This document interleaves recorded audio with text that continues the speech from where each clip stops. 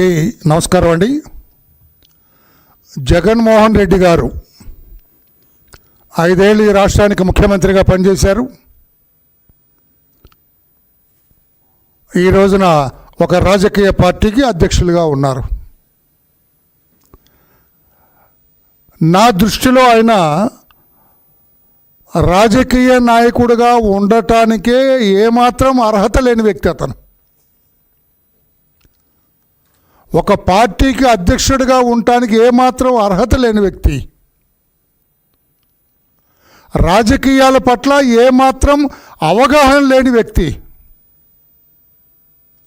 ఏదో అదృష్టం, ఏదో సినిమాలో అంటాడు, అతనికి అదృష్టం బాగుంది, 5 ఏళ్ళు ముఖ్యమంత్రి అయ్యాడు.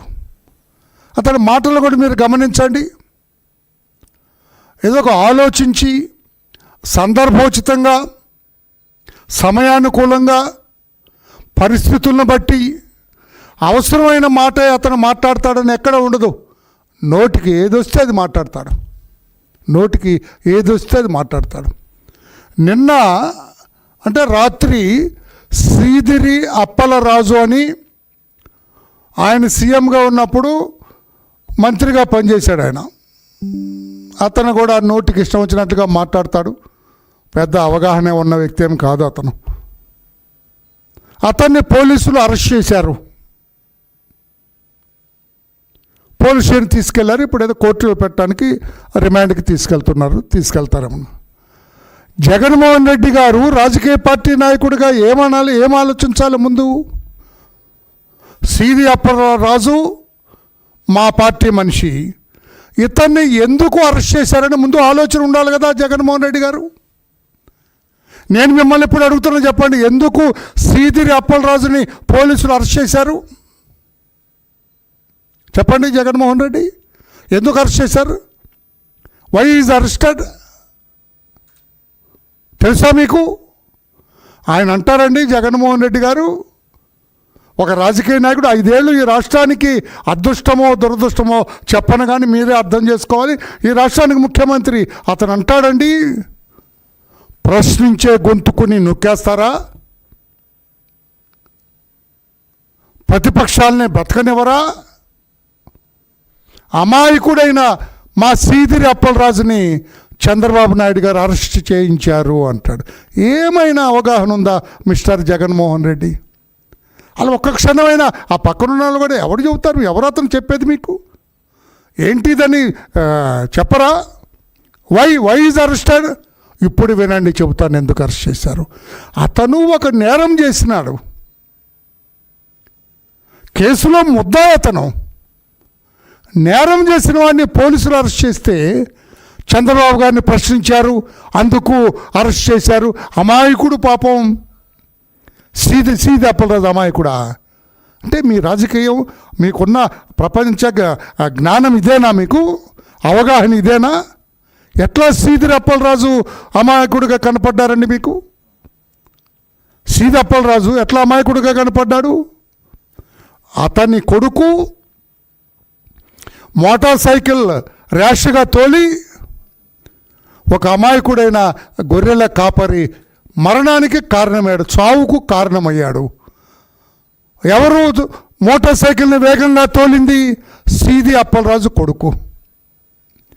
ఏమైంది? అతను స్పీడ్గా, వేగంగా, నిర్లక్ష్యంగా, ర్యాష్గా మోటార్ సైకిల్ తోలితే ఒక వ్యక్తి చనిపోయినాడు.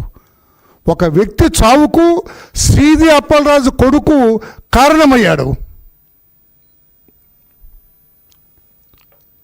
కారణం చనిపోతే ఏం చేస్తారండి పోలీసులు? ఎఫ్ఐఆర్ రిజిస్టర్ చేస్తారు కదా. ఈ లోపల శ్రీది అప్పలరాజు, ఇది జగన్మోహన్ రెడ్డి గారు మీరే వినాలని చెప్పింది. మీకు ఒక అవగాహన ఉంటే ఇక ఈ రకంగా పిచ్చి పిచ్చిగా మాట్లాడరు. మీరు అవగాహన లేకుండా మాట్లాడరు. నేరం చేసిన వాడిని అమాయకుడని ముద్ర వేయలేరు మీరు. శ్రీది అప్పలరాజుకి తెలిసింది తన కొడుకు ఒక వ్యక్తి చావుకు కారణమయ్యాడు. తన కొడుకు ర్యాష్గా మోటార్ సైకిల్ తోలి ఒక మరణానికి కారణమయ్యాడు. ఒక అమాయక జీవుని చంపేశాడు ఇతని ర్యాష్ డ్రైవింగ్ వల్ల, ఇతని నిర్లక్ష్యపు డ్రైవింగ్ వల్ల అని తెలిసి అప్పటికప్పుడు ఆ మోటార్ సైకిల్ ఓనర్ ఇతంది కాదు మోటార్ సైకిల్ ఓనర్ కూడా ఇతని కొడుక్కి స్నేహితుడే. అతన్ని పిలిచి ఇంకా ఆ కుర్రాడు తాలూకు పెద్ద మనుషులను పిలిచి ఇక్కడ మాయ, మత్స్యేంద్ర, మోసం, కుట్ర ఏమని, అరే మంత్రి కొడుకు మా అబ్బాయి, వాడు కేసుకెళ్తే వాడి భవిష్యత్తు నాశనం అయిపోతుంది, వాడి స్థానంలో నీవు మోటార్ సైకిల్ తోలినట్టు నువ్వు అతన్ని గుద్దటం వల్ల అతను చనిపోయినట్టుగా నువ్వే ఒప్పుకో పోలీసుల ముందని అతనికి ఎంతో పెద్ద అమౌంట్ ఏదో ఆశ చూపించి అతనితోటి పోలీస్ స్టేషన్లో చెప్పించారు, రిపోర్ట్ ఇప్పించారు పోలీస్ స్టేషన్లో. నేను మోటార్ సైకిల్ తోలాను, దురదృష్టవశాత్తు అతనికి తగిలింది, చనిపోయాడని అతనితో, మోటార్ సైకిల్ తోలని వాడితో, ర్యాష్ డ్రైవింగ్ చేయని వాడితో, ఆ మరణానికి, ఆ దానయ్యని అతని మరణానికి కారణం కాని వాడితోటి పోలీస్ స్టేషన్లో రిపోర్ట్ ఇప్పించిన ఘనపాఠి మీ సీదిరి అప్పలరాజు. నేను అడుగుతున్నా మిస్టర్ జగన్, అమాయకుడా, ఎంత దుర్మార్గుడండి. తన కొడుకుని కాపాడటం కోసం వేరే వాళ్ళ కొడుకుని బలి చేయడానికి సిద్ధపడ్డాడు. తన కొడుకు జైలుకు పోకుండా ఉండటం కోసం ఇంకొకళ్ళ కొడుకుని, ఆ బ్రాహ్మణి అంట అతను కుర్రాడు పాపం, ఆ బ్రాహ్మణ కుర్రాడిని జైలుకు పంపడానికి సిద్ధపడి కుట్ర పన్ని మాయ చేసి ఇటు పోలీసుల్ని మాయ చేశాడు, చట్టాన్ని మాయ చేశాడు, సాక్ష్యాలన్నీ లేకుండా చేశాడు. అసలు ముద్దాయిని రక్షించి అసలు ముద్దాయిని పక్కకు పెట్టి నకిలీ ముద్దాయిని, దొంగ ముద్దాయిని, దొంగ నేరస్తుని తీసుకొచ్చి ఇక్కడ పెట్టాడు పోలీస్ స్టేషన్లో, పోలీసుల ముందు పెట్టాడు. పోలీసులు ఏదో అది కనుక్కున్నారు కాబట్టి ఇదంతా బయటకు వచ్చింది. జగన్మోహన్ రెడ్డి గారు, ఇప్పుడు మీకు ప్రశ్న, సీదిరి అప్పలరాజు అమాయకుడండి. తన కొడుకును రక్షించుకోవటం కోసం వేరే వాళ్ళ కొడుకుని బలి చేసిన వాడు, నేరాన్ని మాఫీ చేయాల్సింది, దొంగ ముద్దాయిని సృష్టించిన వాడు, స్క్రీనింగ్ ఆఫ్ ఎవిడెన్స్, అక్కడ నేరానికి సాక్ష్యాలన్నీ మాఫీ చేసిన వాడు, ముద్దాయినే మార్చిన వాడు ఎలాగా అమాయకుడు అవుతాడండి జగన్మోహన్ రెడ్డి గారు? ఇందులో చంద్రబాబు గారు ఎందుకు వస్తారండి? నేరం చేసిన వాడు మీ అప్పలరాజు కొడుకు. మీ అప్పలరాజు సీన్లోకి వచ్చిన తర్వాత ఆ నేరస్తున్నే మార్చాడు. ఆ అప్పలరాజు కొడుకు స్నేహితుడిని పెట్టాడు, ఒప్పించి మెప్పించి పెద్ద మూట ఆశ చూపి వాడితో దొంగ రిపోర్ట్ ఇప్పించారు, పోలీస్ స్టేషన్లో చెప్పించారు.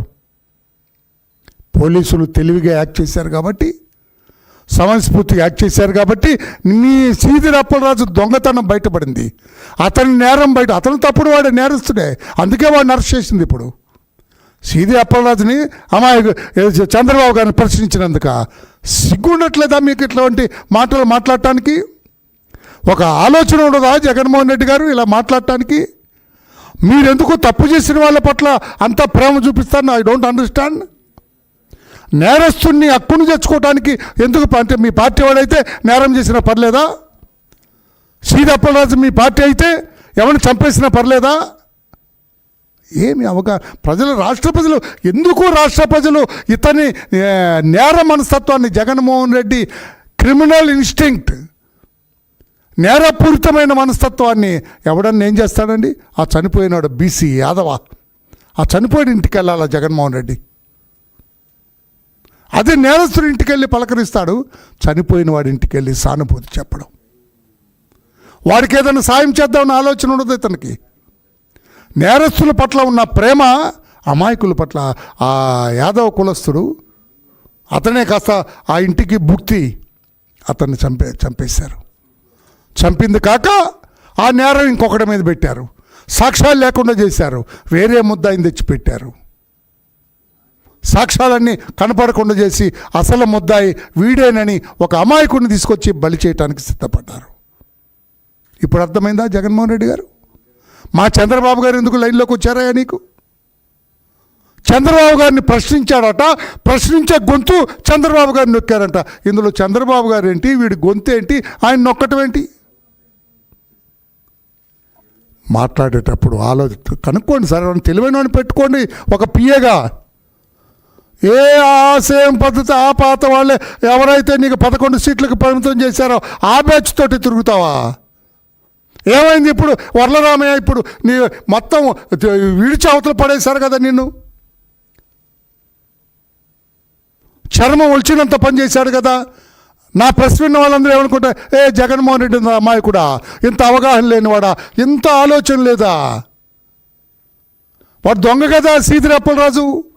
తన కొడుకుని కాపాడటం కోసం వేరే వాడి కొడుకుని బలి చేశాడు కదా, బలి చేయటానికి సిద్ధపడ్డాడు కదా, పోలీసులకు తప్పుడు సమాచారం ఇచ్చాడు కదా, కోర్టును కూడా మోసం చేయడానికి సిద్ధపడ్డాడు కదా.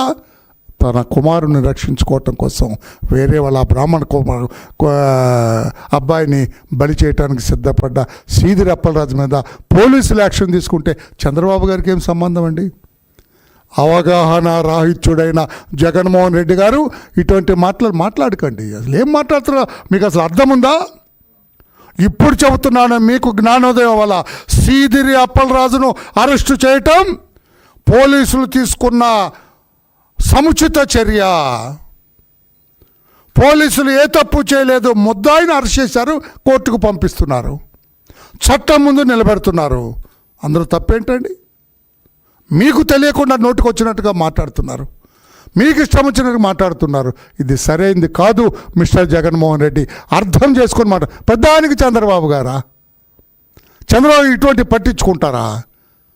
నేరం చేసినవాడు సీదిరి అప్పలరాజు కొడుకు, ఆ నేరాన్ని దాచినవాడు సీదిరి అప్పలరాజు, నేరస్తుని దాచినవాడు సీదిరి అప్పలరాజు, నేరస్తుని మార్చినవాడు సీదిరి అప్పలరాజు, సాక్ష్యాలు లేకుండా చేసినవాడు సీదిరి అప్పలరాజు, ముద్దాయిని మార్చి ఇంకొక దొంగ నకిలీ ముద్దాయిని పెట్టినవాడు సీదిరి అప్పలరాజు, పోలీసులు మాయ చేయడానికి ప్రయత్నం చేసినవాడు సీదిరి అప్పలరాజు, కోర్టును మాయ చేయడానికి సిద్ధపడ్డవాడు సీదిరి అప్పలరాజు. మీకు ఏ రకంగా అమాయకుళ్ళగా కనపడ్డాడు మిస్టర్ జగన్?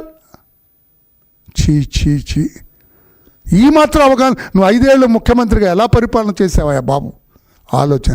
ఇంకా నాకు ఆశ్చర్యం వచ్చింది. పొద్దున ఏదో పేపర్లో చూసి నవ్వుకున్నాను.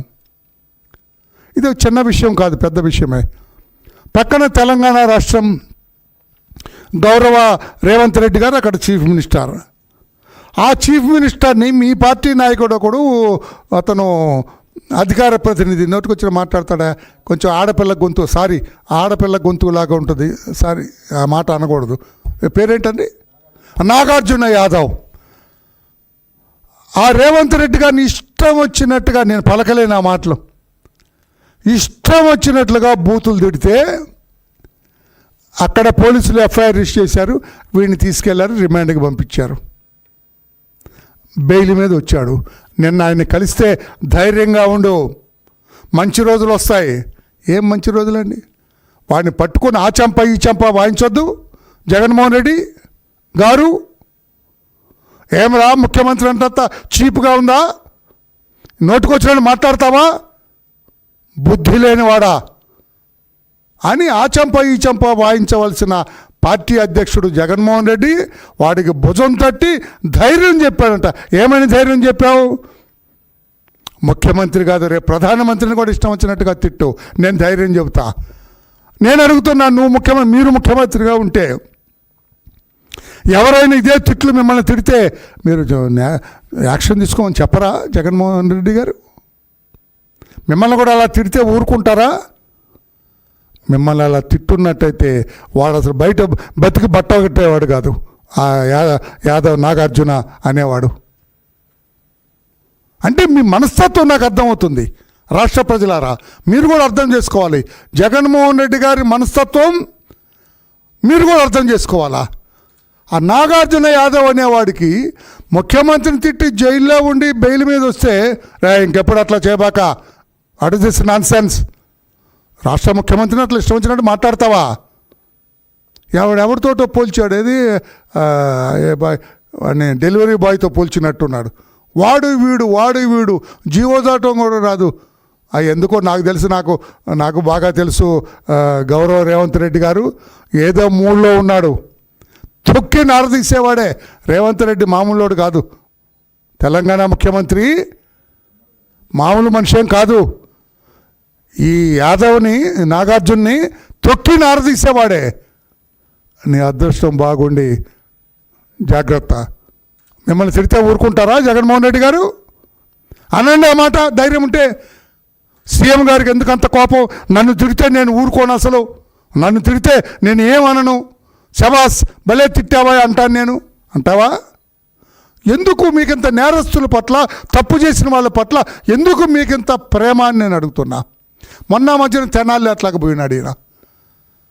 3 రౌడీలు, హిస్టరీ షీటెడ్ రౌడీస్, సంఘ విద్రోహ శక్తులు తాగి, గంజా తాగి, మత్తు పదార్థాలు సేకరించి ఆ దారిని పోయి ఆడవాళ్ళందరినీ కూడా, మహిళలందరినీ కూడా ఇష్టం వచ్చినట్టుగా మాట్లాడుతుంటే, మహిళలు అసలు తెనాల రోడ్ల మీద తిరగటానికే భయపడుతుంటే పోలీసులు యాక్షన్ తీసుకుంటే, 4 దెబ్బలేస్తే వాళ్ళకు అండగా మీరు వెళ్ళారంటే మిమ్మల్ని ఏమనుకోవాలి మిస్టర్ జగన్మోహన్ రెడ్డి?